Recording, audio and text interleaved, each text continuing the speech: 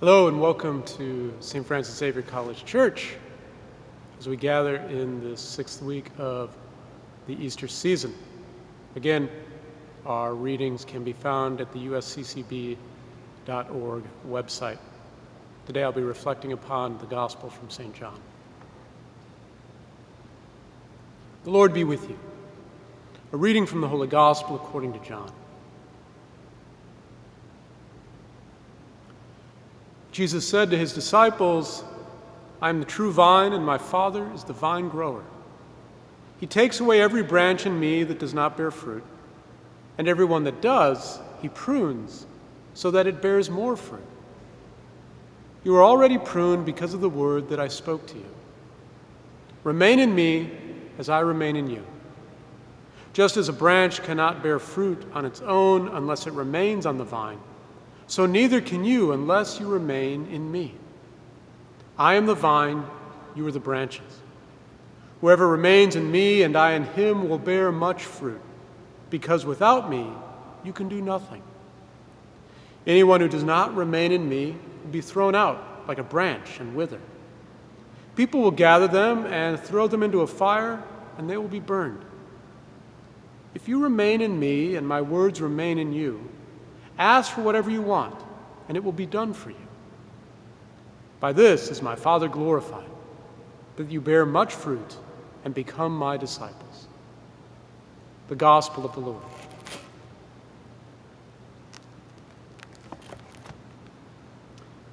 Unfortunately, on this cloudy day, I'm not able to do this video with our magnificent window of the vine and the branches in the north transept.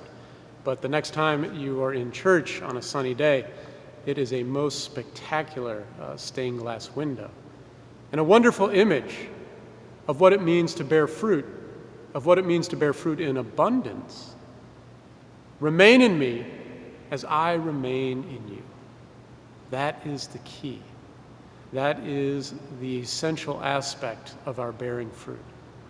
That in our closeness, in our communion, in our abiding with Jesus, whatever way you want to describe that, that in that intimate relationship is how we bear fruit.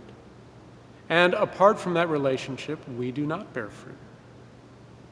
That the one who has entered into relationship with us invites us into the great sense of deep intimacy and connection and oneness. A branch cannot bear fruit on its own unless it remains on the vine.